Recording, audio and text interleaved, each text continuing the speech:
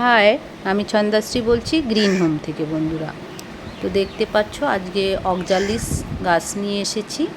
তো আমার কাছে এটা ভায়োলেট কালারের আছে, দেখো ফুলও ফুটে আছে। এই গাছ কিন্তু শীতকালীন গাছ, মানে শীতকালে এর পাতার বাহার খুব সুন্দর দেখতে পাবে এবং ফুল প্রচণ্ড দেখতে পাবে, ফুল গাছ ভর্তি ফুল দেখতে পাবে। তো আজ এপ্রিলের 23 তারিখ আমি ভিডিও করছি। তো এই সময় কিন্তু গাছ ঠিকই আছে, কিন্তু ফুলের পরিমাণটা কম। আর এই গাছকে দেখো প্রজাপতি ফুল গাছও বলে, কারণ এর পাতাগুলো দেখতে দেখো ঠিক প্রজাপতির মতো, তাই একে প্রজাপতি গাছও বলে। তো বন্ধুরা, এরপর আমি যাচ্ছি, দেখো এর গাছের কিভাবে আমরা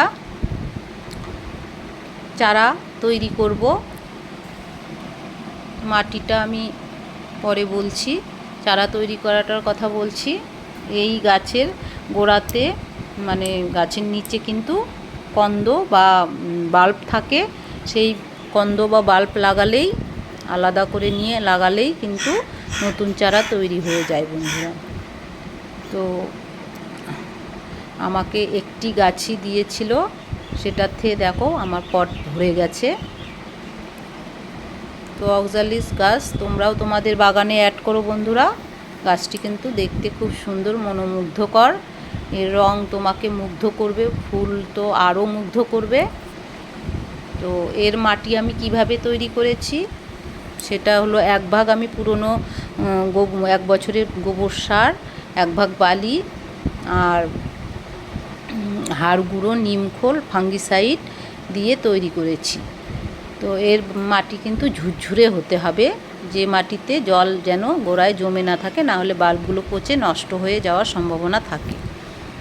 তো এই দেখো গোড়ায় কত হয়েছে। এই অক্সালিস গাছ কিন্তু আরও গ্রিন কালারের হয়, ওটাও আছে আমার কাছে। নেক্সট একদিন ওটারও একটা ভিডিও করব। আজ আমি এটাই, এই ভায়োলেট কালারের অক্সালিস গাছটির ভিডিও করছি। তো এর কোনো পোকামাকড় আমরা দেখতে পাই না বন্ধুরা গাছে। আমি কোনো দিন 2 বছর থেকে আছে আমার কাছে, দেখতে পাইনি। তো যদিও পোকামাকড় হয়, তাহলে এর গোড়ায় নিমখোল দিয়ে দিলেই কিন্তু পোকামাকড় মাটিতে হবে না। গাছে তো আমি পোকামাকড় দেখতেই পাইনি বন্ধুরা। তো এই গাছকে আমরা কোথায় রাখবো সেটাও বলে দিই। এই গাছকে ডাইরেক্ট সানলাইটে, বেশি তাপমাত্রায় রাখবো না, যেখানে সকালবেলার 1-1.5 ঘন্টা রোদ লাগে এরকম জায়গায় রাখবো। বা আমরা এটাকে কিন্তু ইনডোর প্ল্যান্টও বলে অনেকে, বারান্দা বা বেলকনিতে যেখানে ব্রাইট আলো আসে সেখানে কিন্তু আমরা রাখবো, তাহলে এর গ্রোথ ভালো হবে। দেখো এই যে আমি একটি বাল্ব তোমাদের তুলে দেখাচ্ছি, দেখো বাল্ব থেকেই কেমন নতুন চারা বেরিয়েছে। এটাকে আলাদা করে লাগিয়ে দিলেই কিন্তু এই একটা গাছ থেকেই ধীরে ধীরে একটা পট ভরে যাবে। এইভাবেই কিন্তু এর আমরা আলাদা চারা তৈরি করতে পারি। তো বন্ধুরা, এই গাছে খাবার সেরকম লাগে না। আমি 2 বছর আমার কাছে আছে, 2বার মাটি পরিবর্তন করেছি। প্রথমবার লাগিয়েছিলাম, তারপর আরেকবার একই মাটি পরিবর্তন করে লাগিয়েছি।